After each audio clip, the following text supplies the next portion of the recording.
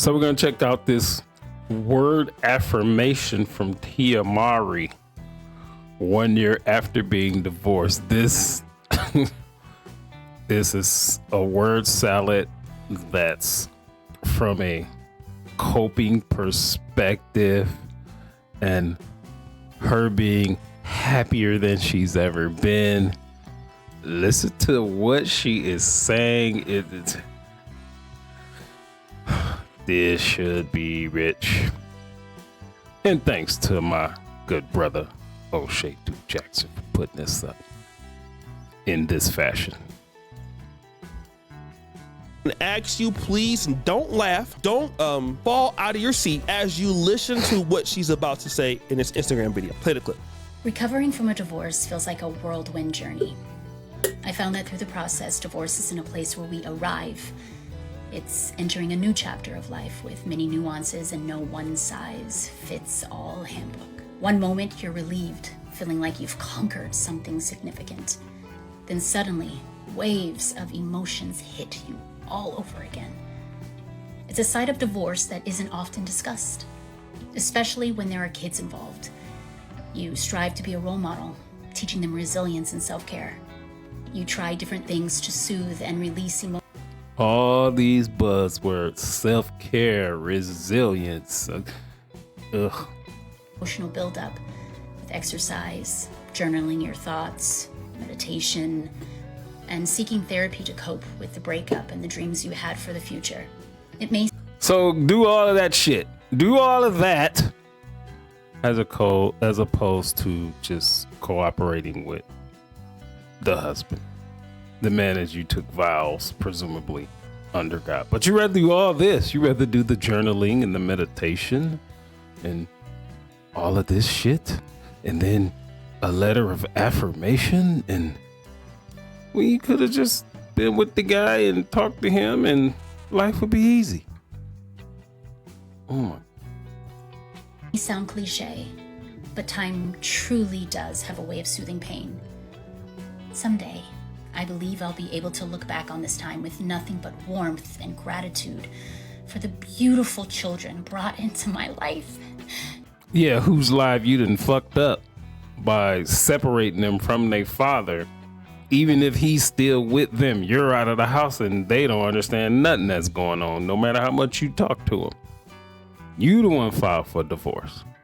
But nah, let's do all this affirmation and meditating and journaling and getting to know yourself a little bit better. Let's do all of that instead of doing what's necessary for the kids. No, okay. And the stronger version of myself. Oh, there you go. From the experience. For anyone who is going through this, I would love to hear your experience. Share your story, because there's power in dialogue. As women, you just want to hear from other people that has done the same dumbass shit that you did by breaking up your family. You don't want to talk about solutions to keeping a family together. You just want to know that you want somebody to affirm the dumbass thing that you did. That's all you want. We take our power back by sharing our stories and bringing any deep shame we hold from this experience into the light. I love you guys. Tia. Hold up, O'Shea.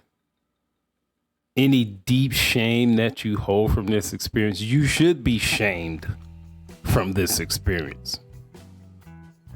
You're saying you want other people to come into it and affirm the dumbass decision that you made over and over. That's what this is about. You look at all of these ladies that are commenting underneath this, some silly guys, she has to somehow come out of it. Then she's almost crying. How dumb is this conversation here? Okay, anybody who understands this is a cry for help. This is somebody who regrets leaving a husband who doesn't even want to be seen with your ass when y'all are at the same award show.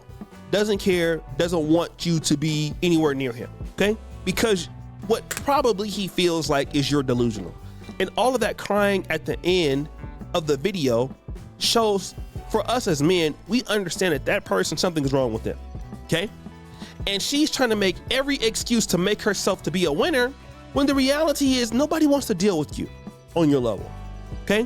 You can try to make and write your history and rewrite history and recreate history to make it seem like you're winning in the end, but we all know that that's not it. You thought the grass was going to be greener on the other side.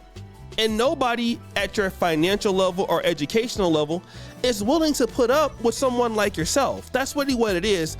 And guys who are older and we see what's going on with somebody like her, we're like, yeah, man, like this, we got to get away from her. We got to get away from her. Like whatever we do, somebody that acts like that is unstable, and there is absolutely no way you can have a functional relationship as a man with somebody who thinks and acts like that lady there. Like it is not even possible. It's not possible. We know that it's not possible. So we have to remove ourselves from such situations, which is why men do what they do and avoid people like her. All right. And for ladies out there who would continue to believe that what she's saying is right, I would say by all means, believe that. I think that's a great thing for you, because I kind of feel where it's going to end up for you, which is, you know, typically it's going to end up where a guy's going to be like, there is no way in hell I can deal with that. It is not even possible. And I'm gonna tell you right now, you shouldn't. You should stay far away as hell as you can from somebody like her. It's the only way that you're somehow gonna get away and stay away, because something is wrong with that lady. You know, that guy probably has never had that much peace until you left. He's like, thank God. Have you ever seen somebody? I always talk to you men about this. A lot of times you want to stay with your ex. You're respectful, and your ex wants to leave you, and it's hard for you to imagine your life with them. But I'm gonna tell you ladies one thing: don't let that dude find out he don't need you. I'm gonna say it again. Don't let him find out that he doesn't need you. If he ever finds out remotely that he doesn't need you, it doesn't matter what you do with the next guy. He will literally help you move and go there. Because what will he find out? Well, that you're not going to give the new guy nothing anyway. So there's no reason to be feeling afraid or bad or somebody that doesn't have anything to offer. And what Tia Mowry is, she's a person that, you know, she thought everything was going to be great on the other side. And then he looked at her and was like, well, damn, I guess didn't nobody else take her either. And we're worried about that as guys sometimes. Like, yo, man, what's going to happen to my girl? Are we going to get back together when you break up? How will the life be without me and her? And then when you really find out that...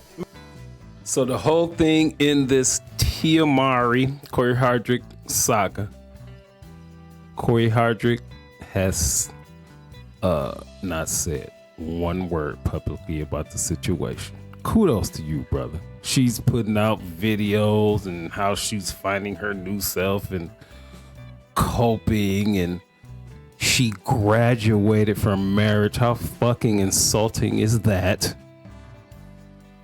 You understand what I'm saying? And throughout this year, she putting out all this stuff in social media. Corey Hardrick has not said one word. See, that's a man right there. That is a man right there. I'm proud of that guy.